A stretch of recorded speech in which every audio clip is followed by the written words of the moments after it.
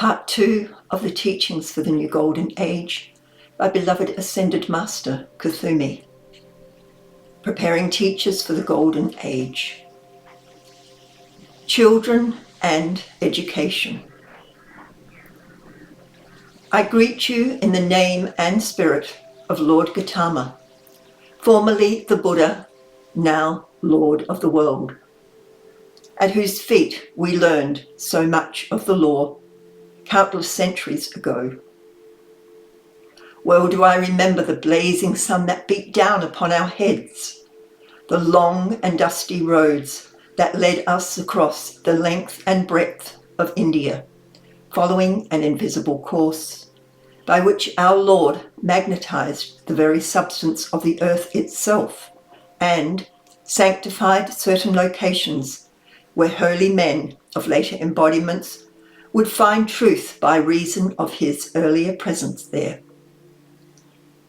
My whole purpose for being is to incorporate into my nature something of the sweetness and love of the beloved Lord Gautama, and then, through my students, offer that love to the young in body, who are the hope of the new day.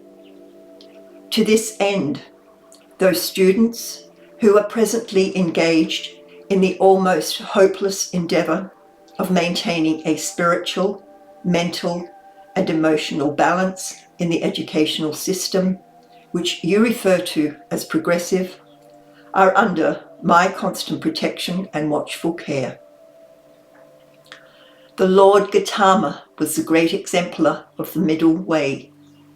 All the great visions for world brotherhood and progress have been inverted, and the communistic doctrines, with their attendant evils that lay claim to brotherhood, are behind many of the so-called progressive movements in educational channels as well as governmental affairs. Freedom of government, whether of a 5-year-old or a grown man, or of a nation or planet, is earned by the developed inner spirit. The freedom which authorities insist be given to the impulses of the younger generation should be conferred only upon those who have earned the right to direct their own energies. How many among the thousands on earth today have earned this right?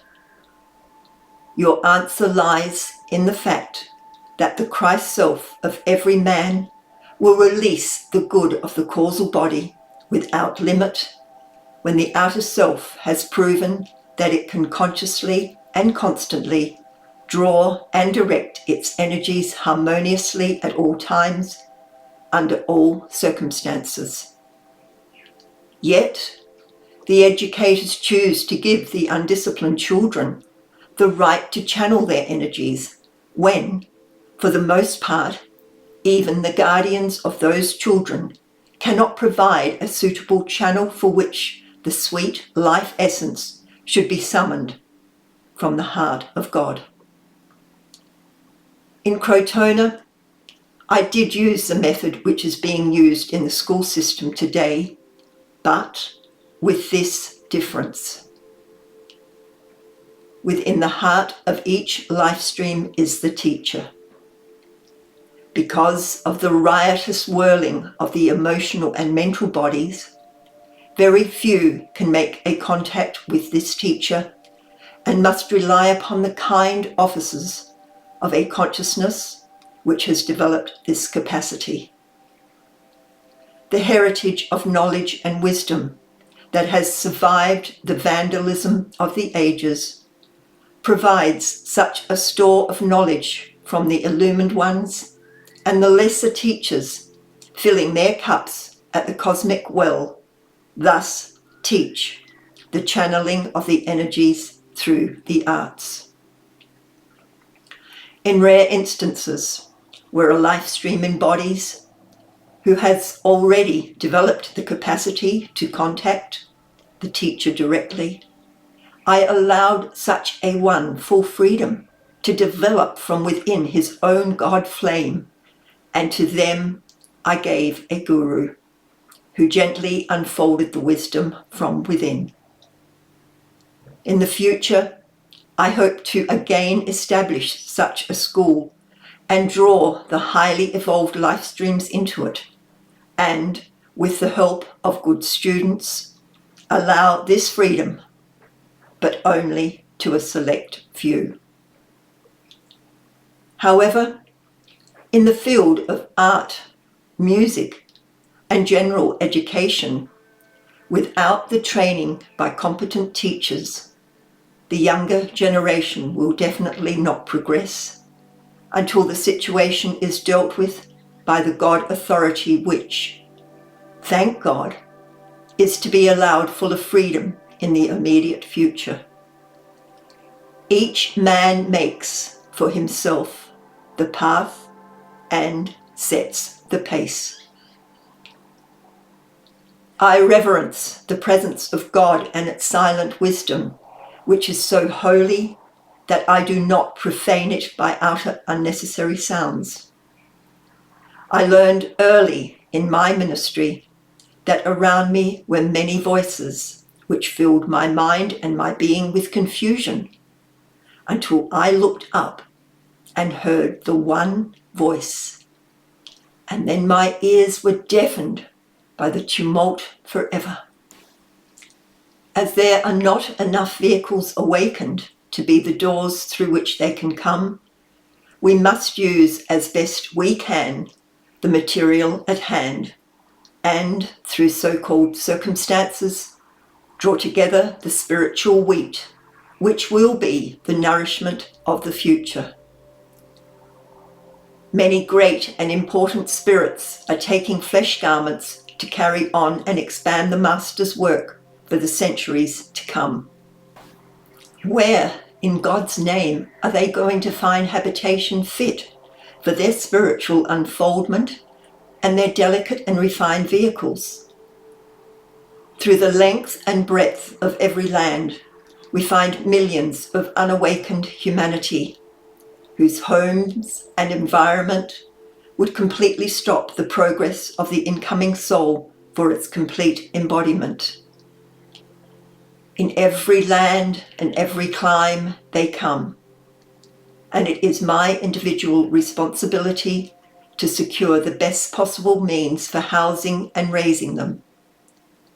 In every nation, in every state and every island, there should be established a spiritual centre into which these gems of humanity might be gathered, carefully reared and trained along spiritual lines, and prepared to be the bridge for the less awakened masses.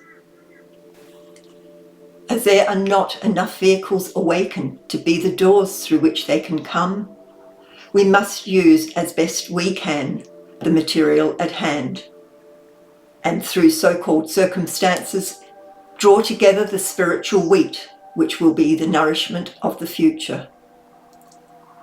Your cosmic calls to raise up ascended master youth in the service of the light are priceless. When they are raised up, where shall they tent? In Elysian fields, sipping on nectar and honey, or shall they be conveniently located in the far Pacific and surrounded by man-eating sharks? Practical Christianity is godliness. One soul prepared to be a vessel for the Masters is worth all the material wealth this country can offer. I am he whose province it is to guard and guide very young persons and every incoming child, and yet, unless the bonds of flesh bind the life stream to the elders, it is well nigh impossible to find a wing that will fold over one of my loved ones. Flesh bonds and blood ties will secure a home for a less evolved being, but there are spirits walking the earth today on bleeding, calloused feet, who have not a cloak to cover their shoulders, nor a kind word for their heart-sore spirits. And yet, These tiny pilgrims are my ambassadors that carry my future plans in their tiny, immature hands and in their great, stalwart hearts. When you call for the young, call for shelter, for love, for kindly friends and loving hearts, for the young have been provided and they are coming fast. I am teaching a great number of powerful souls who are to embody in the new age as teachers. They will be missionaries of this activity in the countries of the world.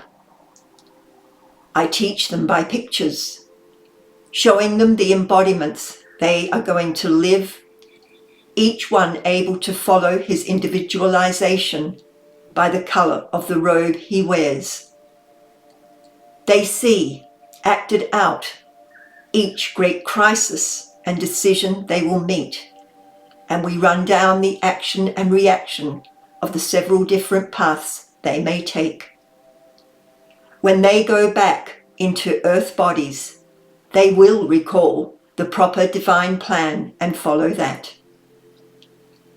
Constant application of the law, constant drawing forth of the flame, constant charging and recharging of the world with light, and the constant vigilance is a requisite to victory.